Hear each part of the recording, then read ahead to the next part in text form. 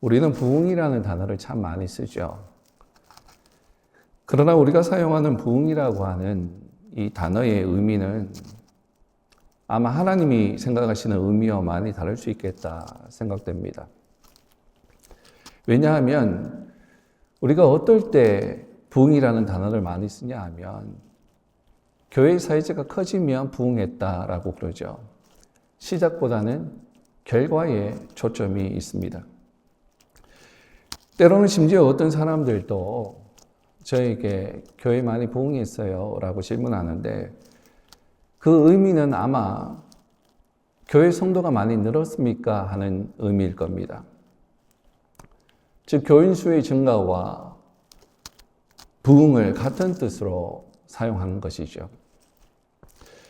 그래서 교인 수가 증가하고 그로 인해서 큰 새 건물이 세워지고 교세가 확장되고 그로 인해서 교단에서 그 교회의 목사님의 파워가 세지고 그 교회의 영향력이 커집니다.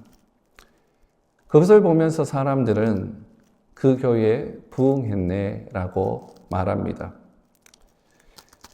그런데 여러분, 정말 그런데 만약 그 교회가 세상의 빛과 소금의 역할을 감당하지 못하고 세상으로부터 손가락질을 받고 있다면요. 수많은 사람들이 모여 있지만 그곳에 예수님이 계시지 않고 하나님의 영광이 만약에 없다면요. 우리는 그것을 보면서 부흥이라고 하는 단어를 그 교회에 사용할 수 있을까요? 우리는 부흥에 관심이 참 많습니다. 근데 여러분, 우리가 그토록 부흥에 관심을 갖는 이유가 무엇입니까? 대부분 우리가 이야기할 때에는 하나님의 영광을 위해서입니다 라고 말할 겁니다. 그러나 솔직히 이야기 한번 해보십시다. 우리가 그토록 부흥을 바라는 이유가 무엇일까요? 혹시 개인의 문제나 교회의 문제를 해결하기 위해서 부흥에 관심이 있지는 않습니까? 목회자의 입장에서 또 교회의 입장에서 성도의 수가 많아져야 되고 또 그것은 교회의 재정에 직접적인 연결이 되기 때문에 생존적인 부분이죠. 그래서 부흥에 관심을 갖는 것도 그 때문일지도 모르겠습니다.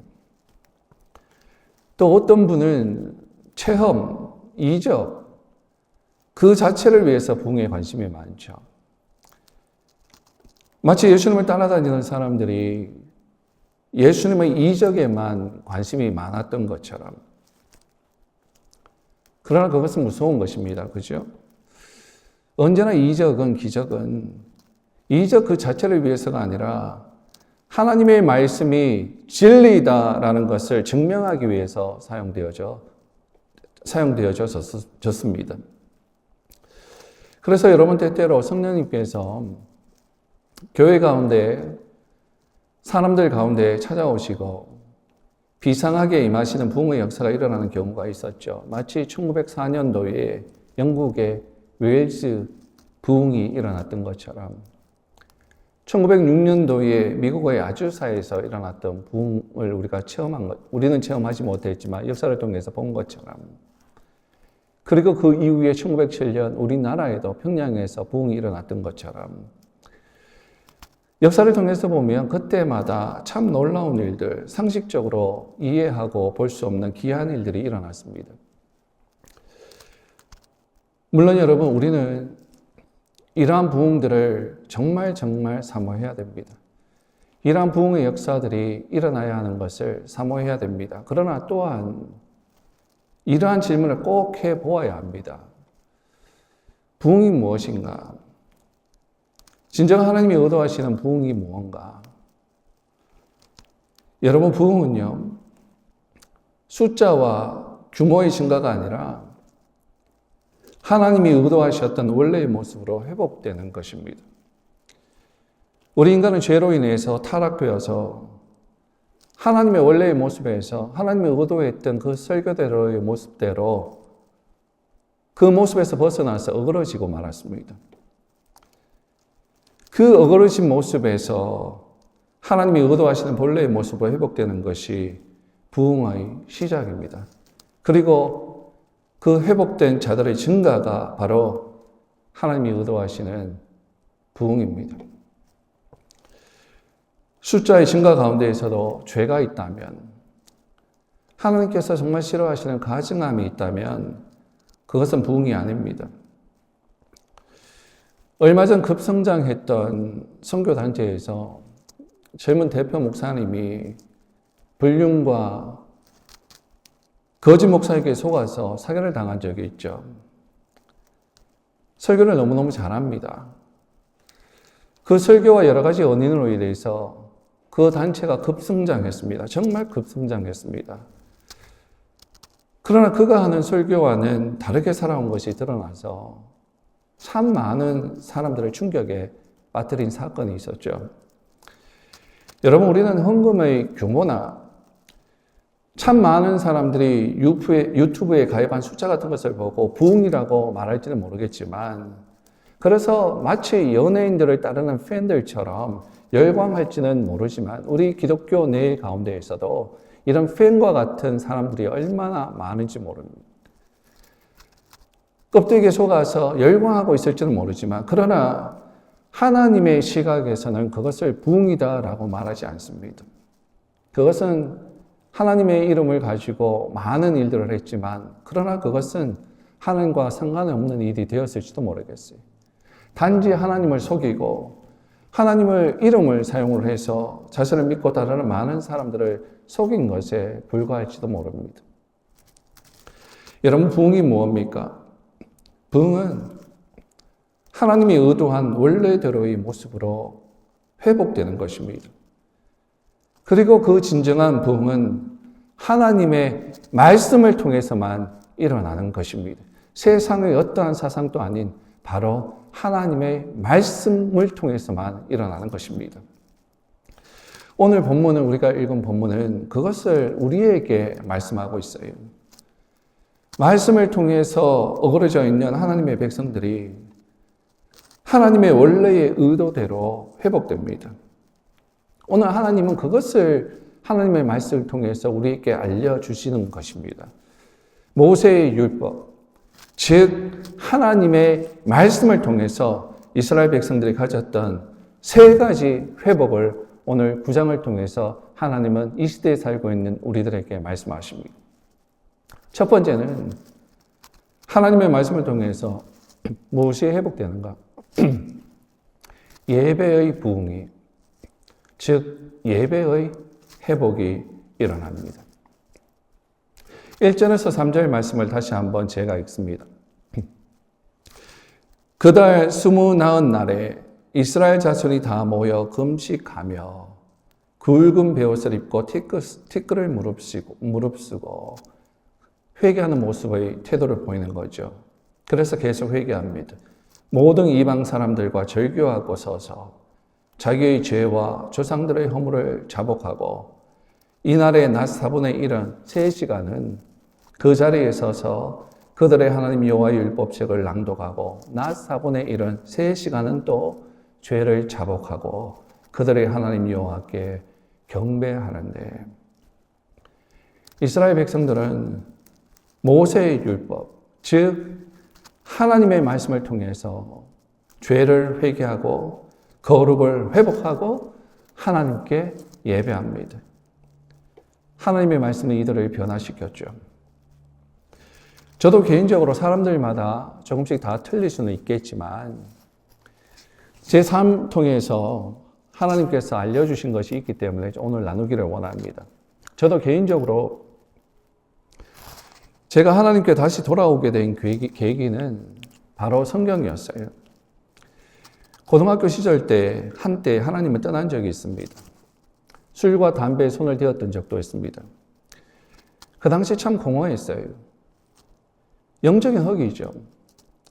저는 다시 옛날로 돌아가라고 할 때 중학교, 고등학교 시절로 돌아가라고 그러면 거부할 것 같아요.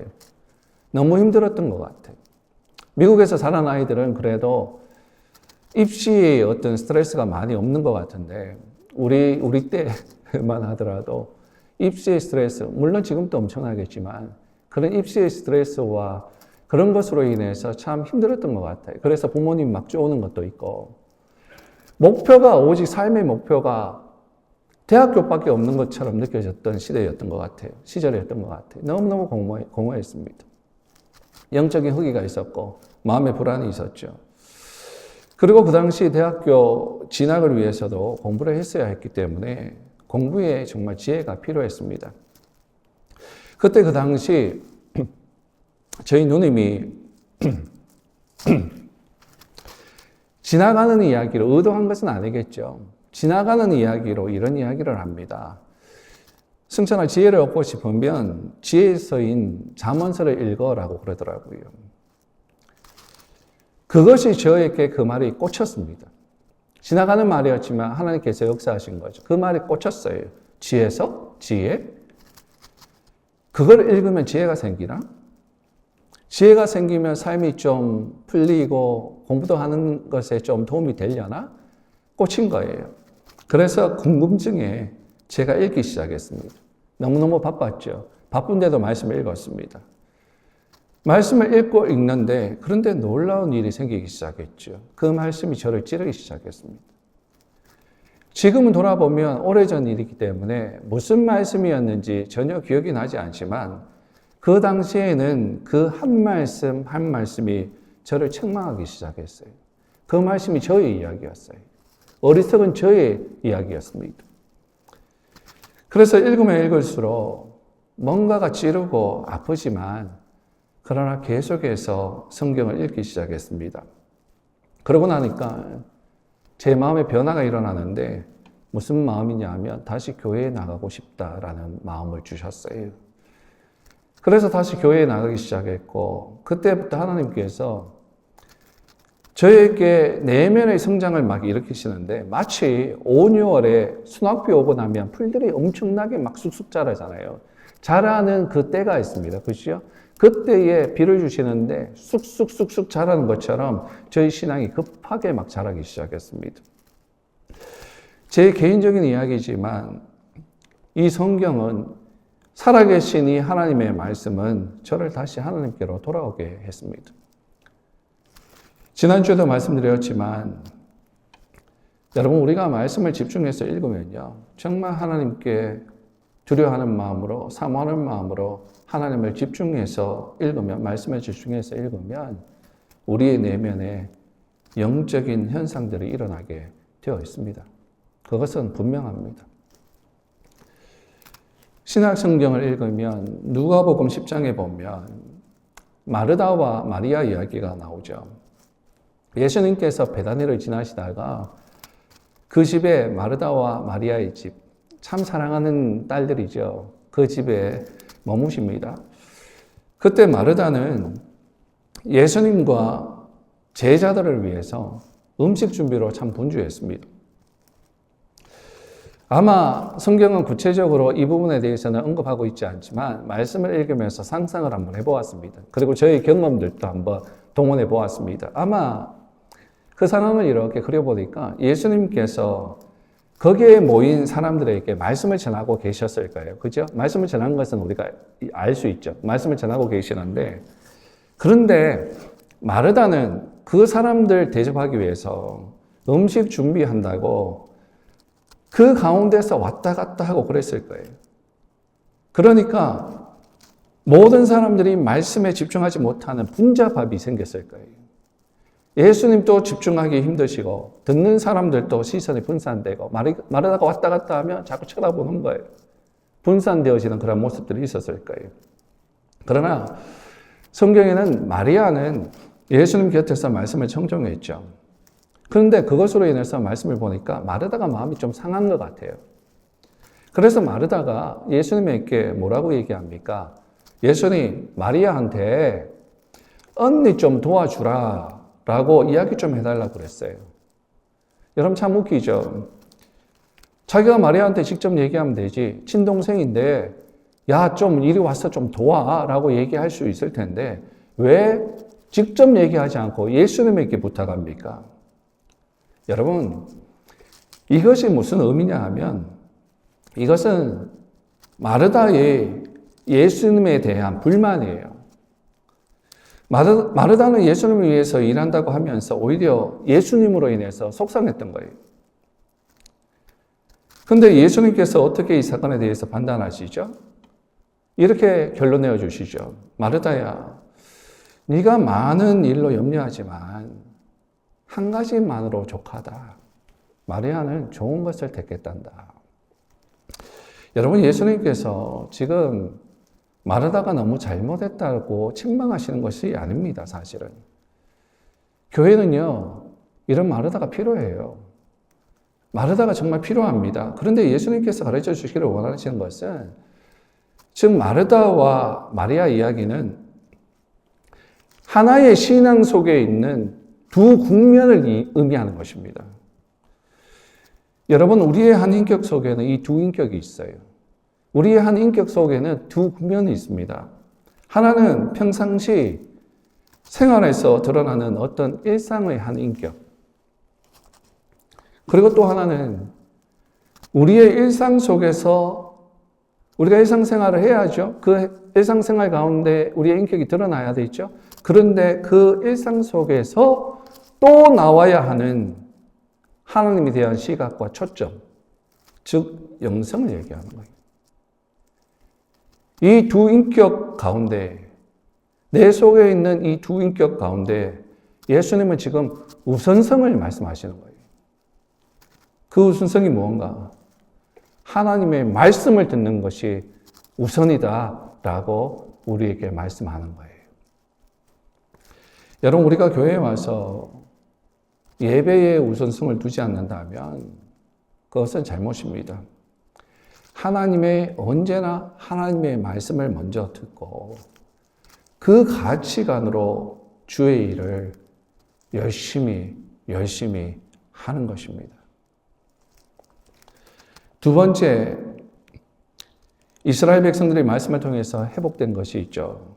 그것은 바로 부르짖음, 즉 기도입니다.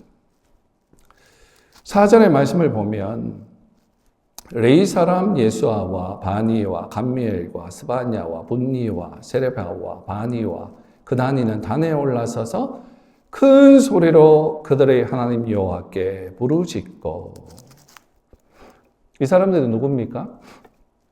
레위 사람들이죠. 레위 사람들이 하나님께 부르짖습니다. 지금 기도하고 있는 거예요. 하나님 하면서 기도하고 있습니다. 여러분, 레위인이 누굽니까?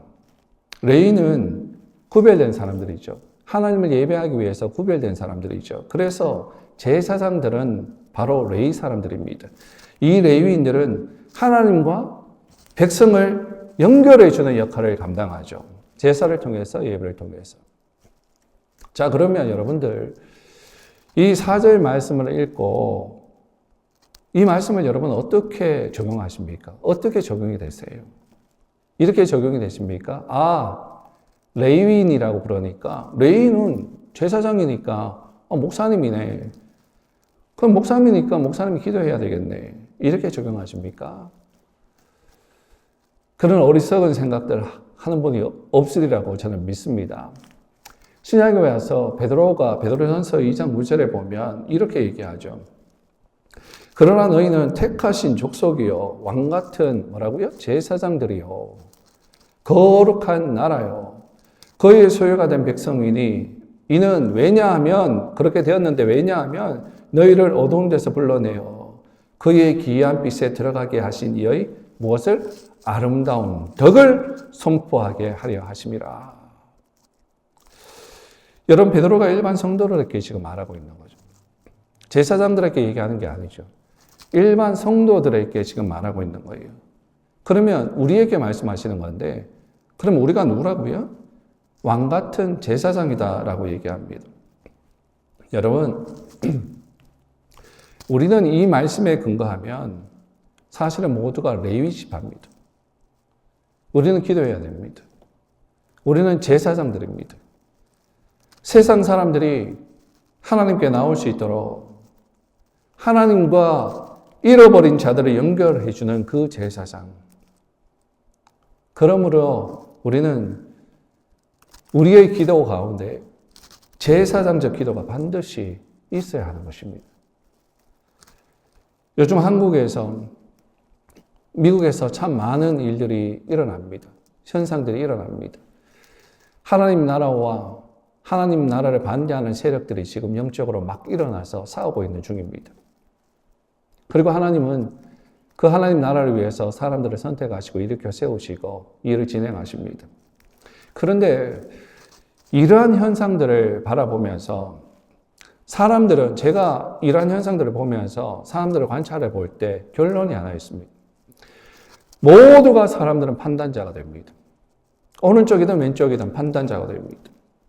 그런데 가만히 보면 사실 실제로는 이게 무슨 일인지 공부하지 않아서 이것이 도대체 무엇인지 분별하지도 못하면서 전혀 알고 있는 것이 없으면서 그냥 껍데기만 보고 그저 판단자가 되어서 하나님이 되어서 비판만 하고 있는 모습들을 봅니다. 심지어 목회자들도 이게 무슨 일인지 도대체 어떤 일이 일어나는지 공부하지 않습니다. 그래서 이끌어 가지 못해요. 그런데 오늘 말씀을 통해서 우리에게 말씀하시는 것이 제사장이 되어야 한다. 왕 같은 제사장으로서 제사장적 기도를 해야 한다라고 말씀을 하시는데, 여러분 분별도 못하면서 공부도 하지 않고 무슨 일이 일어나는지 영적으로 어두워져 있으면서 그저 세상의 선동에 미혹되어서 판단자만 되어서 비판만 하고 있는 사람들이 되어서는 안 되고, 그런 것이 아니라 시대의 아픔을 보고 민족의 미래를 정말 걱정하면서 교회의 현실을 위한 부르짖음을 하나님께서 우리에게 영적인 제사장, 왕 같은 제사장으로서 기도를 요구하시고 계신 거예요. 그래서 하나님은 이러한 현상을 보시면서 무엇이라고 말씀하시는가? 성경에서 답을 찾아서 우리는 영적인 왕 같은 제사장들, 우리는 세상의 사상을 공부를 열심히 해서 그걸 해석해 주는 것이 아니라 이 어두운 시대에 하나님 통치하시는 이 세상 가운데 하나님께서 무엇을 말씀하시는가, 그것을 성경에서 찾아와야 됩니다. 그 성경에서 답을 찾아내고 그 성경에서 드러난 그 답을 세상에 드러내고 기도해야 되는 것입니다. 늘 나와 나의 가정을 위해서만 기도하는 것도 너무 중요하겠지만 우리가 기도하는 사람들이라면 더 나아가서 교회와 사회의 아픔을 보고 함께 울고 함께 웃으며 기도하는 왕 같은 제사장이 되어야 하는 것입니다. 그것을 오늘 하나님은 우리에게 말씀하고 계시는 거예요. 그리고 세 번째, 하나님의 말씀을 통해서 이스라엘 백성들이, 하나님의 백성들이 무엇이 회복되죠? 하나님을 알아가는 성장, 하나님을 알아가는 성장, 점점 하나님을 더 알아가는 성장, 즉 신앙이 회복됩니다. 그냥 껍데기 기독교인이 아니라 말씀 가운데에서, 기도 가운데에서 하나님을 알아가는 경험들이 회복됩니다.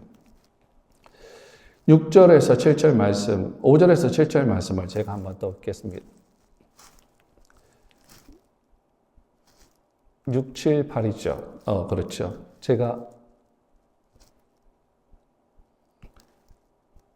뭐가 좀 잘못 적은 것 같은데 제가 있는 걸 읽어드릴게요. 5절부터 보면 또 이 사람 예수아와 감미엘과 바니와 하삼니아와 세레비아와 호디야와 스바냐와 버다히야는 이르기를 너희 무리는 마땅히 일어나 영원부터 영원까지 계신 너희 하나님 여호와를 송축할지어다.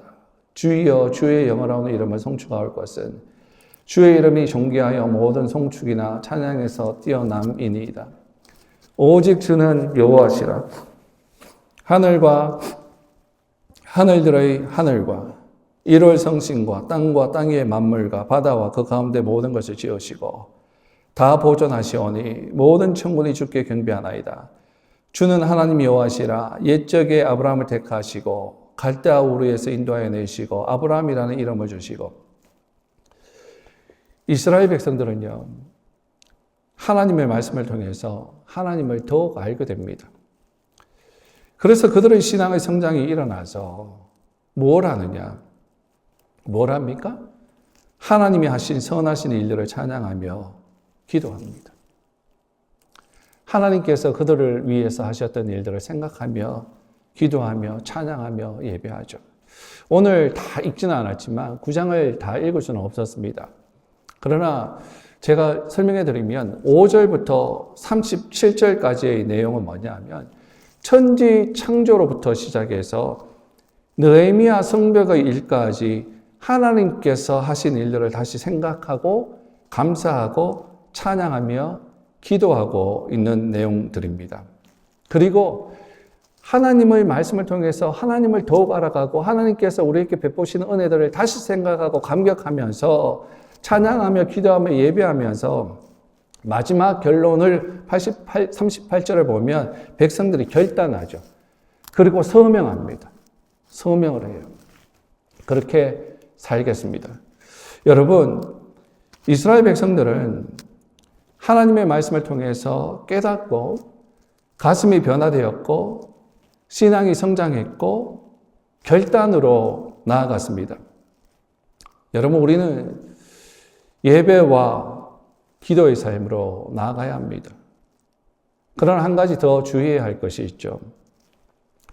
그것은 예배, 기도하는 사람이 오히려 하나님을 경멸할 수도 있다라는 것입니다. 무슨 이야기냐 하면 우리가 몇 시간을 기도한다?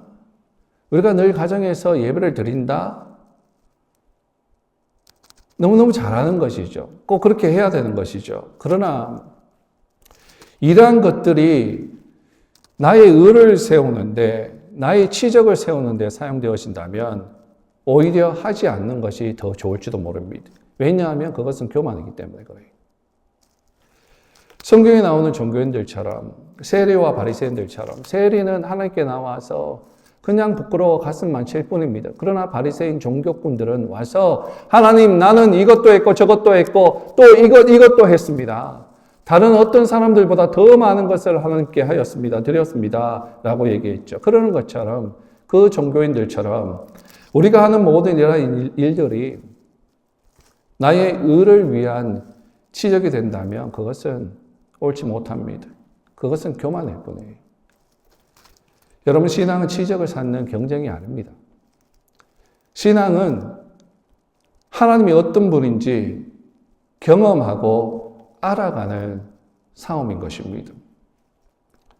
하나님이 어떤 분인지 경험하고 알아가는 싸움을 위해서 예배와 기도가 필요한 것이지 나의 의를 쌓는 도구가 아닌 것입니다. 이러한 기도와 예배와 순종을 통해서 거룩을 회복하는 것입니다.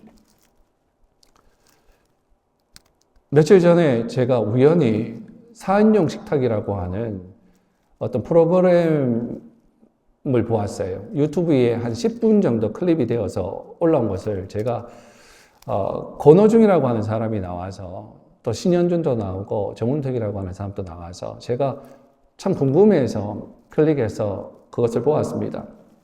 권호중이라는 사람, 요즘 배우, 요즘 간증도 많이 나오고 아들이 하나 있는데 지체가 있잖아요. 정신적으로도 지체가 있고 몸도 지체가 있어서 그 아이 키우면서 긴 터널을 통과했습니다. 그렇죠? 긴 터널을 통과하면서 그 터널을 나오면서 하나님을 발견해서 간증을 하고 삶이 변한 어떤 사람이라서 제가 이 세상적인 프로에 나와서 무슨 얘기를 할까 궁금증이 들어왔어요.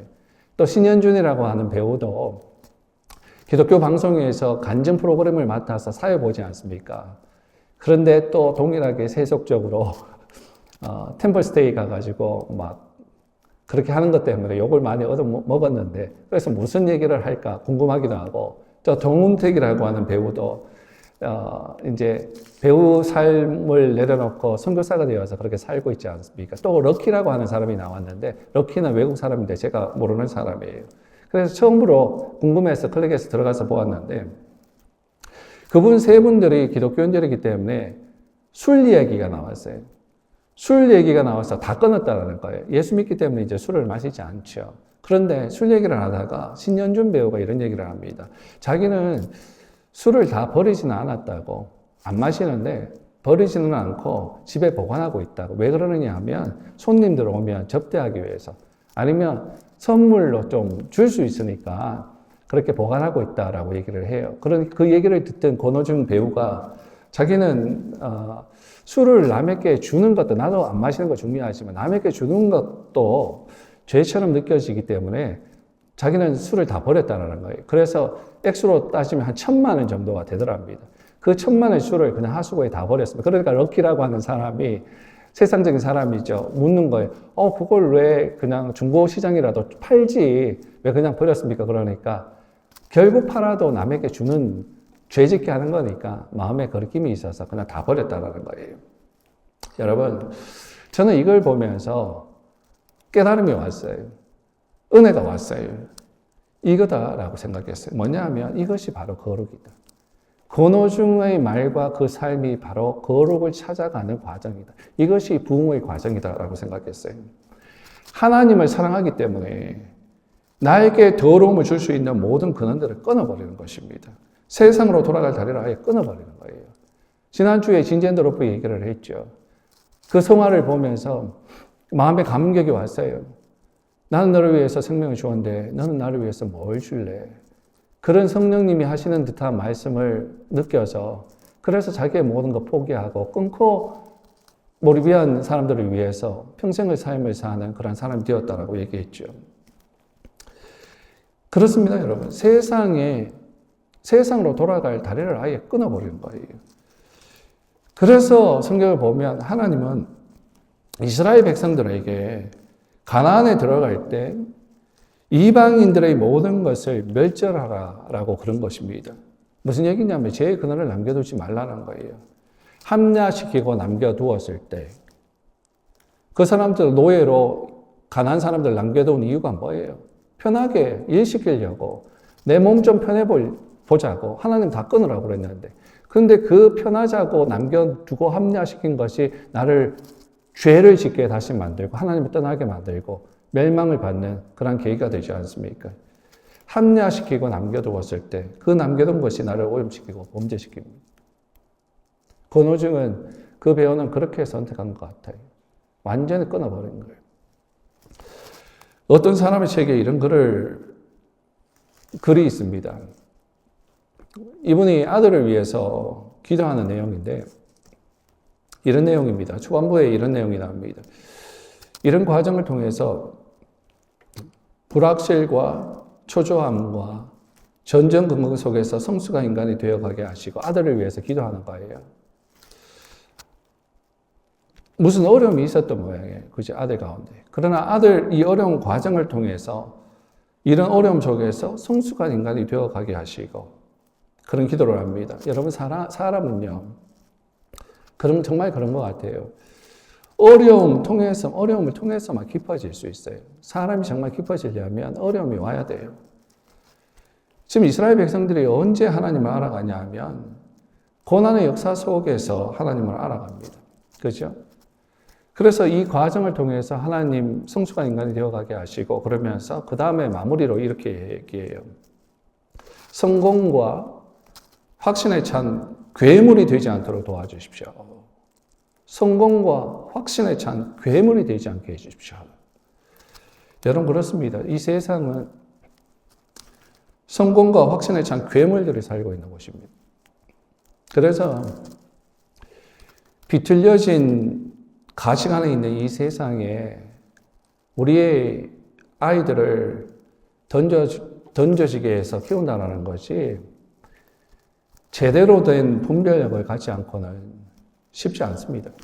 정말 어려워요.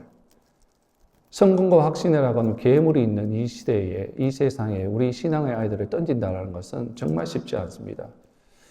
그래서 우리는 아이들의 신앙을 걱정하고 해줄 수 있는 모든 것을 다 해주죠. 보호해줍니다. 이 세상으로부터 보호해줍니다. 그런데 여러분, 한 가지 말씀드리고 싶은 것은 그렇게 모든 것을 해줘야 되죠. 그러나 지혜롭게 해줘야 하는데 절대로 다 해준다고 할지라도 헬리콥터 부모가 되면 안 됩니다. 헬리콥터 부모가 뭡니까? 어려운 곳에 그냥 통과하지 않고 날아가서 그 위에서 그냥 속 빼내서 다시 날아가는 거예요. 여러분, 헬리콥터 부모가 되면 안 됩니다. 왜냐하면 그렇게 되어버리면 아이들이 세상을 이길 수 있는 내공이 생기지 않아요. 우리는 하나님의 백성들로서 이 세상에서 아이들을 키우는 하나님의 사람들로서 우리 아이들이 세상을 이길 수 있는 힘을 키워주는, 내공을 키워주는, 도움을 주는 사람들이 되어야 됩니다. 세상에서 오염되어 오는 아이들 안 보낼 수 없잖아요. 내 품에서만 키울 수는 없잖아요. 세상으로 나가야 되는 것인데, 커서도 세상에서 싸워서 이겨야 하는 것인데, 세상에 나가서 그러면 우리 아이들이 오염됩니다. 세상의 문화로 들려진 가치관에 오염됩니다. 그러면 집으로 돌아와서 헛소리 합니다. 엉처구니 없는 소리들을 합니다. 그럴 때마다 그렇게 오염되어서 오는 아이들을 향해서 우리는 말씀과 기도로 씻어줘야 돼요. 그리고 나의 삶을 통해서 가르쳐주고 다시 무장시켜서 세상으로 보내야 됩니다. 왜냐하면 우리는 세상으로부터 구별된 사람이기도 하지만 구별되어서 세상으로 파송되어지는 보냄을 받은 사람들이기도 하기 때문에 그렇습니다. 그래서 세상에서 이길 수 있도록 헬리콥터 부모가 아니라 세상을 이길 수 있는 강한 내공을 키워주는 부모가 되어서 말씀과 기도로 오염된 것을 씻어주고 내 삶을 통해서 이렇게 사는 거야 라고 가르쳐줘서 세상으로 다시 파송해야 됩니다. 왜냐하면 우리는 세상의 빛입니다. 우리는 등대입니다. 세상이 우리를 보고 이곳으로 가야 하는구나 지침표를 세워줘야 하는 그러한 사람들이기 때문입니다. 여러분, 오늘 말씀을 통해서 이스라엘 백성들이 세 가지를 회복하는 것을 배웠습니다. 세 가지입니다. 그들은 예배를 회복했어요. 그리고 그들은 기도를 회복했어요.